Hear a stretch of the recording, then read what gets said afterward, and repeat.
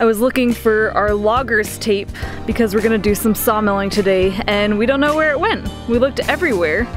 I was looking in our glove bin because sometimes random stuff ends up in there, and guess what I found?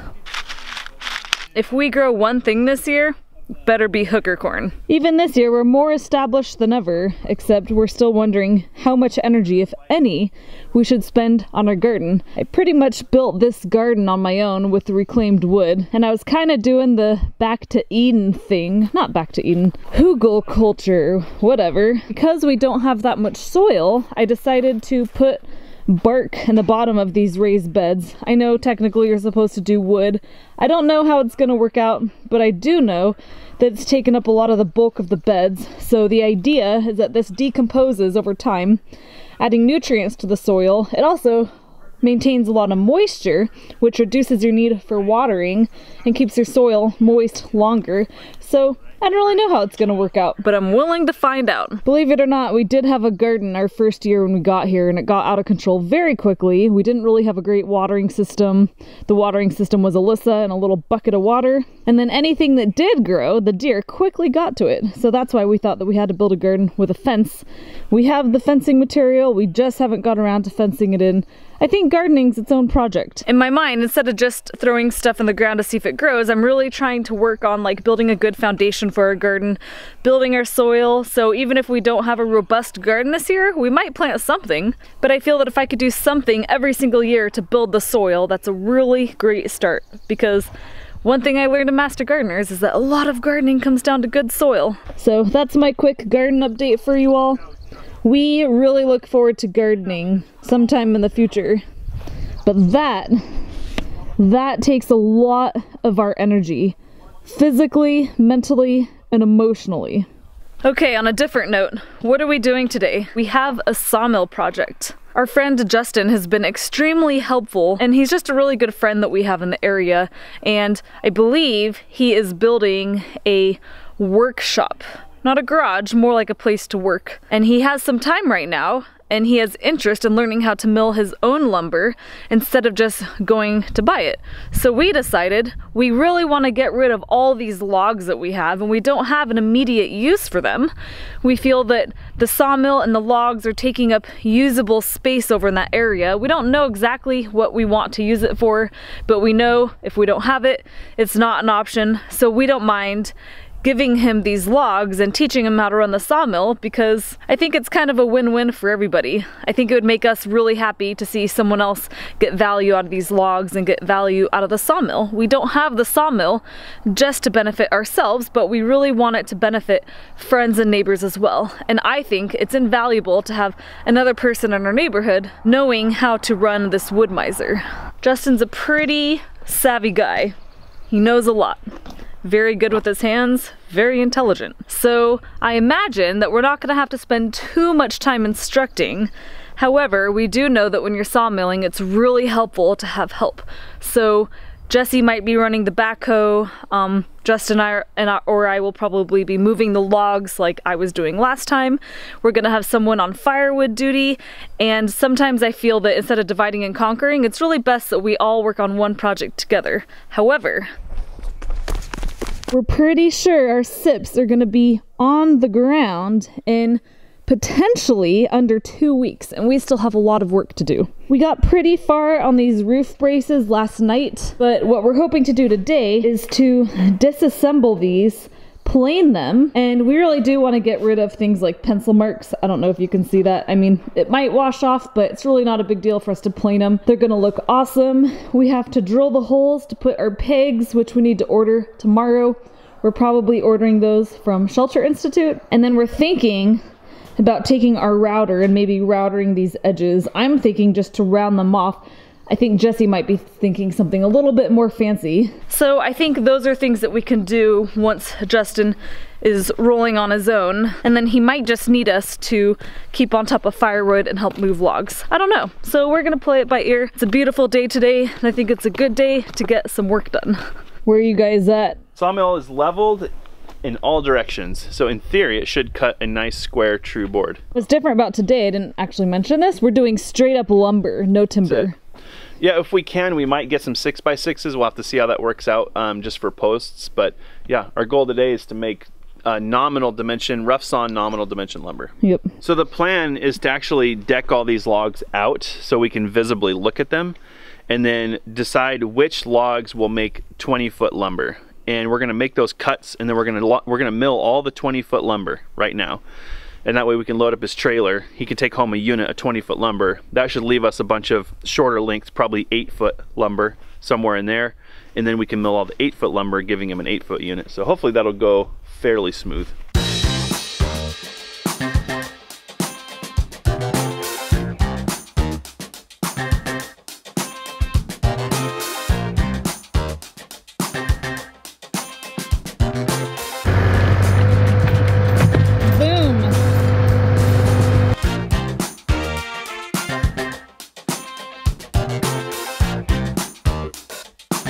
Let's see what you got.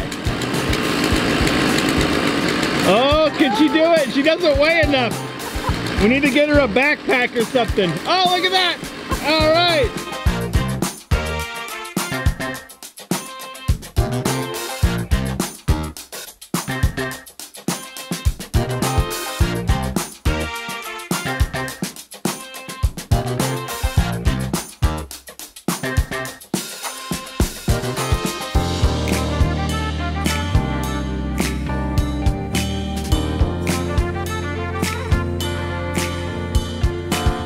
So we've been kind of going through how to level and adjust the log and get it ready to mill, doing some calculations, and then we also had to do just a little bit of maintenance on the mill. We figured out that nominal lumber is quite forgiving, which is great. So we're gonna probably get a lot of lumber out of this one log.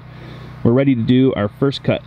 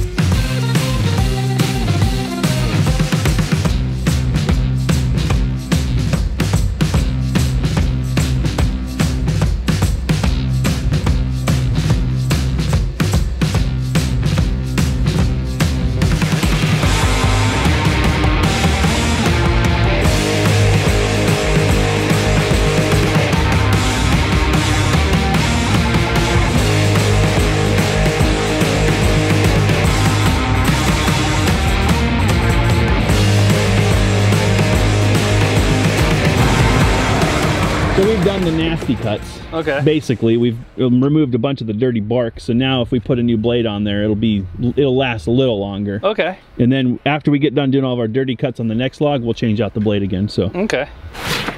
off she goes. Oh yeah. You want to eat lunch real quick? I think it's a good spot. Yeah. Okay. And then we can really start to rip. I think we're getting through all the hard part. It feels like everything goes really slow. I know it feels that way. Well, I mean, I'm learning too, so the next one's going to go a lot faster, I think. That's exactly how. Yep. I got it in my brain now. That's how Alyssa was. Yeah. First day, I told you we milled like 12 boards. Yeah. And then the last day we milled like 70 boards. Yeah. So it just, yeah. Once you get your head around it, you start trusting the Wood-Mizer calculator, kind of the flow. We'll be making lumber in no time. So that's a good looking cant right there. Look at that. Those are some nice small knots. Good looking lumber. Better than you're gonna get at the lumber yard. Oh, heck yeah. For sure. I'm sure you feel it because you milled it, but there's a sense of ownership to it. You know, there's a sense of what's that cost? Yeah. You know, I mean, you go to the store, you buy it, and it's just like, oh, that's crap, you throw it away. But when you do it here, it's just like, you're proud of it when you're done. There's no price for that, I don't think. Right. I mean, even if wood is cheaper, I don't know, there's something very grounding. I hate to sound like all earthy and stuff, but it just feels right. You feel more in touch with your materials. I don't know, you feel, a lot more pride, even if they're not perfect. I don't know, there's something about that. But when we buy it, we expect perfection. So there's that. So I did the math, and according to the DeWalt calculator, there's 7.7 2x10s in there. So I think we'll get 7. 7, okay. And then we'll probably end up having something. Like a 1 by something. A 1 by something, or maybe a 2 by 6, but it'll come out of that crown of the log. Yeah, that's right. That'd be pretty sweet if we can get 7 boards. We should do the math during lunch and see how much money that ends up being, just out of curiosity. Okay. These guys know how we work. Those are little circles of manliness. So I'll have some of those. I've not had this pizza, but I've been told their pizza's really to die for. Thank you for the pizza. Yeah, thank you for. Thanks for all the help.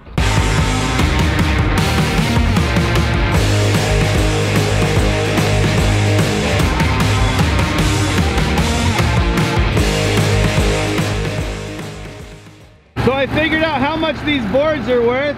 Yeah. $24 a piece. That's a 16 footer. These are 20. So if we make 7, let's say we make 8, that's about $175 in lumber. Wow, that's awesome. Isn't that cool? Yeah. That's just one log. Yeah. And we still have all those logs. Yeah.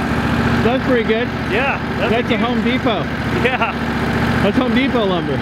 Wow. Which I think we're doing better than Home Depot lumber. Oh, yeah, this stuff's way better. That plus whatever we get out of the other couple pieces. So it's been really slow going today, but I don't know how many days you make a couple $100 in an afternoon. That's not bad. Yeah, not bad at all. And you don't have to pay taxes on it either. Yeah.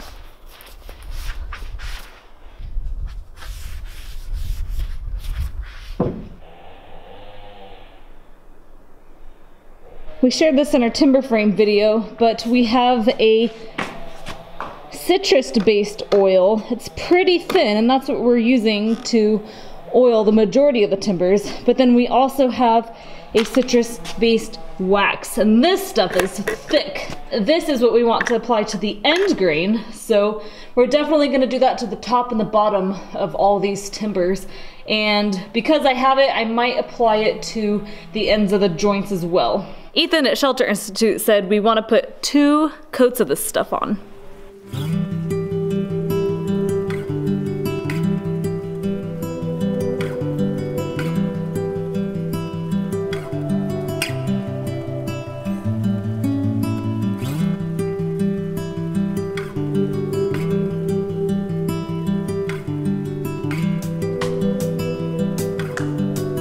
Here's the difference between oiled larch and non-oiled fir.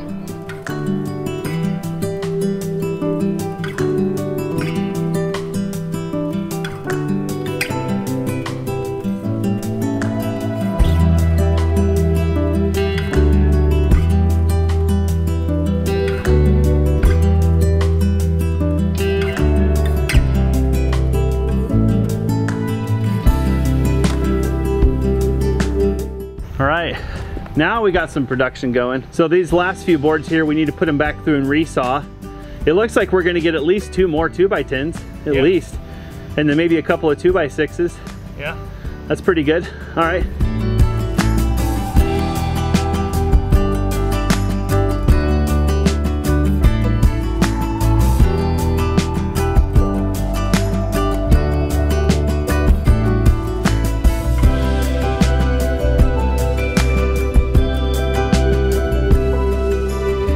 So of the easy cuts, this yielded 7 2x10 by 20 foot.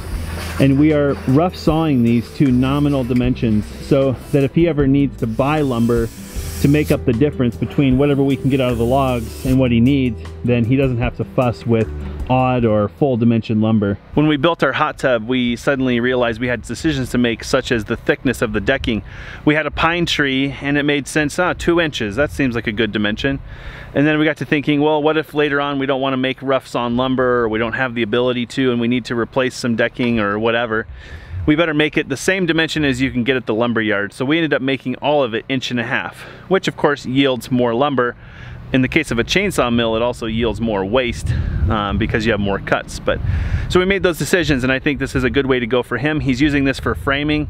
There's no need to plane it or finish it or anything like that. So nominal dimensions work perfect. We did have to Google that just to make sure, because every dimension of lumber is different. After you get past 6-inch 2x6, the nominal widths actually become quarters. So a 2x10 is actually 9¼ inches. Figure that one out. Alyssa and I figured out when we were sawing the lumber for our loft that when you have a bunch of boards with Wayne on one side, just like Justin is taking through the mill right now, it's actually easier to just saw your stickers at that point. They're all going to be 1.5 inches wide because that's the thickness of your board, and you can just add 1 inch to whatever you're trying to saw and the yield will be a bunch of stickers instead of dedicating time to making stickers. Stickers are such an essential part of lumber because you want it to dry correctly, but that big pile over there, that's everything that we couldn't turn into a useful sticker because it either tapered down to nothing or some other reason, or maybe it just wasn't efficient to do so.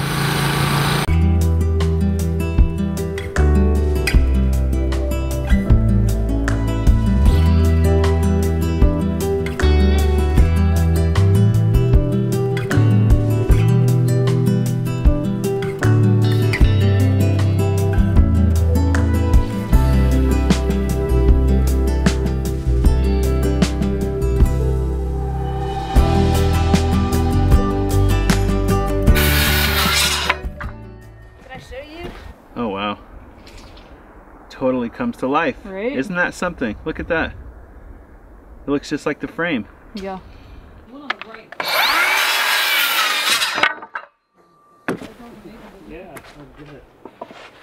So if we go 9¼ And I would say, just from experience, kind of see that knot right there? Right. That's giving you a false size on that log. If you look just past that knot down here, Right. that log is actually narrower Okay. than that knot is telling you.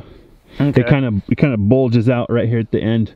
So I would go conservative on your 9¼ Okay, so there's, I'll go 9½.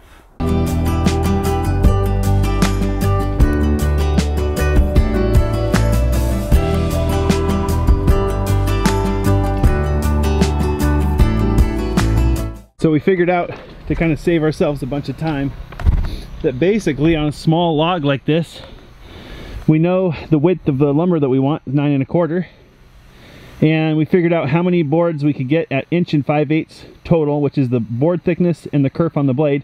At 8 1/8, that's 5 boards. So we're going to cut at 8 1/8, 9¼ get rid of the firewood, and then cut 1.5 inches, and we should have boards in no time flat.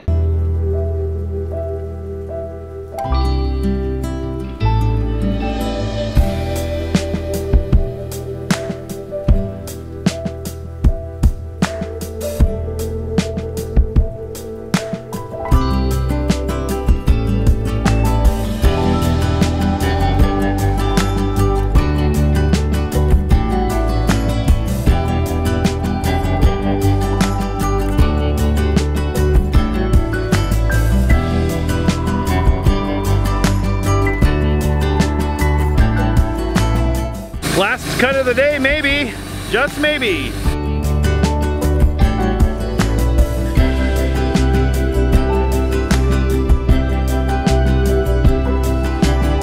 Nice. How'd that half a blade's width go? So far, so good. This guy's over here trying to take 6/10 off with a wood miser. That's overconfidence. Do it. I trust his judgment, don't worry. He knows what he's doing. You know what I just noticed? It says sawmill, not planer.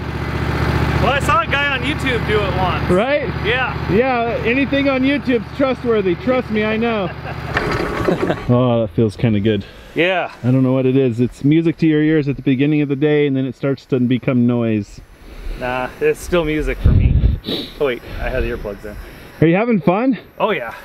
Oh, You really knocked that log out, huh? yeah. Felt like the first one took half a day, and then this one took 1.5 hours or something. Well, just trying to wrap my head around the steps. You know, The there's process. a lot.